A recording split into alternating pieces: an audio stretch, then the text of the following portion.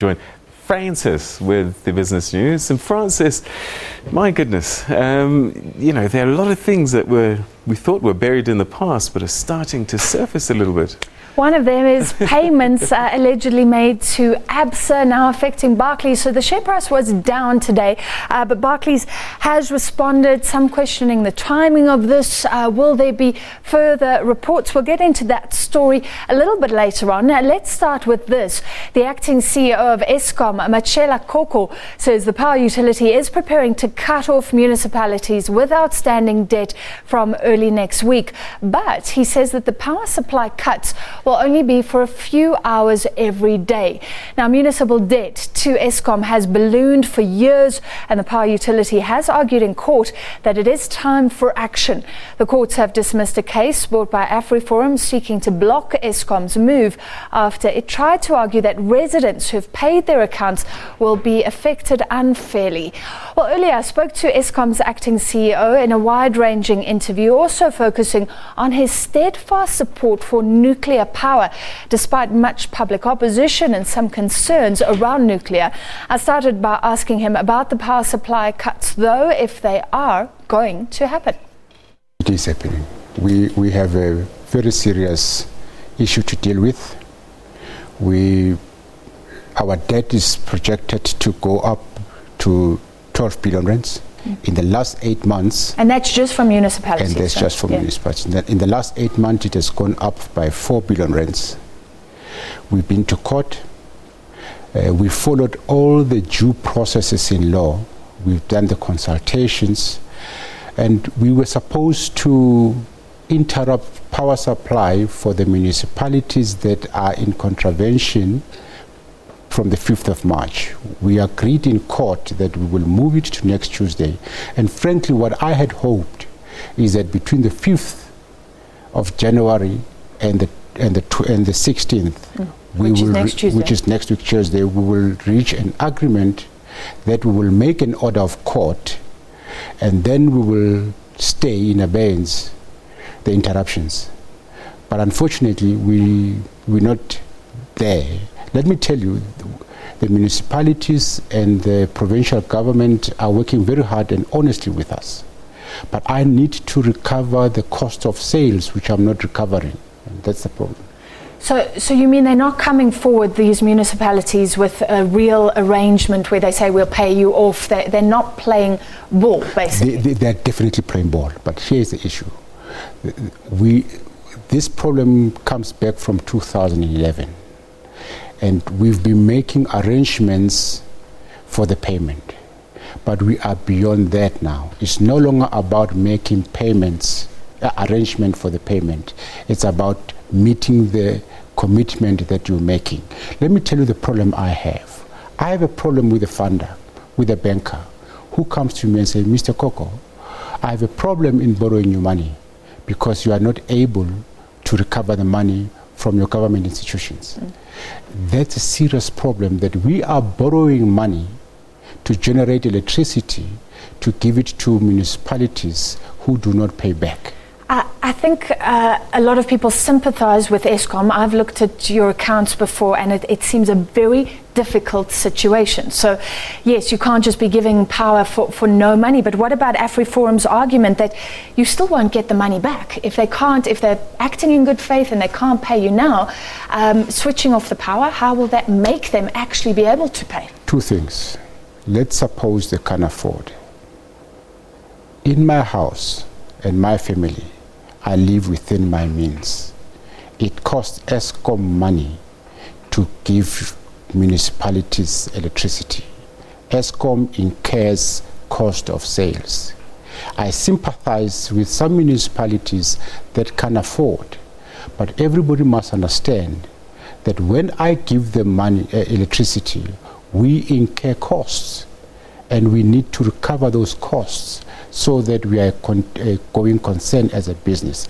Eskom is too important to fail because we are not able to recover our debts. We need to protect this institution. It's just too important for all of us. Some businesses are saying we are going to fail, and it's not our fault. Is there any way you can give power to very important strategic areas, or is this going to be a blanket cut across the municipalities? Our grid is very integrated.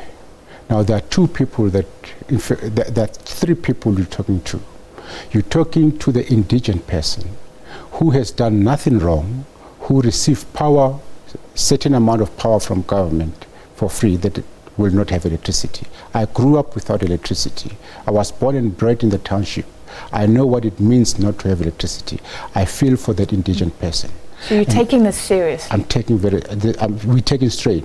And then we've got emergency services that we have communicated with them upfront, that make sure that your emergency supplies are serviced and don't fail on you. The business people also, we've caused load shedding, and we've admitted to that. We know what load shedding meant to the economic activity. We don't want to put anybody there, but we're forced to. Remember, we are entitled to switch off 24 hours. We will not do that. We will only switch off 5 hours in a day, from 6 o'clock in the morning to 8:30 in the morning during the week, and 5 o'clock in the evening to 7:30. Okay, so this is interesting. It'll be a partial cut. Yes, that's us coming to the party and saying it hurts. We will not switch 24 hours. We will switch in the morning before the school starts, and we'll switch in the afternoon after school, and we will give advance warning to emergency services to make sure that their diesel generators and emergency suppliers are functioning, so that they don't put people's lives at risk. Mr. Koko, is there not a huge structural problem here, and are you addressing this with government? It sounds to me like the municipalities aren't going to be the ones to suffer. The people are going to suffer. So what incentive do those municipalities have to start collecting money and not let this run for years and years and years? Is there not a problem of incentives, of officials who really can get by without collecting the money with no recourse? We have three problems. It's billing, it's credit management, and financial management. We are having fruitful discussions. I had a meeting with the Premier of Northwest yesterday. I was amazed by how progressive he thinks about this, and he's got a solution, including getting Eskom to get a competent staff into municipalities, Eskom taking over the municipalities, and provincial government taking over the area debt. Very progressive. Before I came in here, I met the Director General of Orange Free State, or Free State. They've got very progressive ideas. I just think that we left this problem for long, but once we're now working on it, we're seeing very creative solutions. Now, the issue is to deal with it quickly and not let it grow bad, and make sure that we deal with area debts and are able to service the current accounts. That's very important. We're getting indications that provincial governments are willing to take over the area debts, and councils will make resolution to service the current accounts. But the arrangement that we are doing with provincial governments and municipalities now is that whatever we agree on, we will make it an order of court, so that it's a sustainable solution. Mr. Koko, can we move now away from municipalities to another burning issue, something that I think concerns many South Africans: nuclear energy. Eskom releasing a statement today, and you're basically responding to a Business Day article that said Eskom usurped power from the Department of Energy for the nuclear build, rejecting that with contempt. Just tell me what you're saying here. Practically, we've been told that we told a government department to go to hell. We don't have the local standard to do that. We don't have a local standard to say to Department of Energy, we will do the procurement of nuclear, when Department of Energy says they will do it.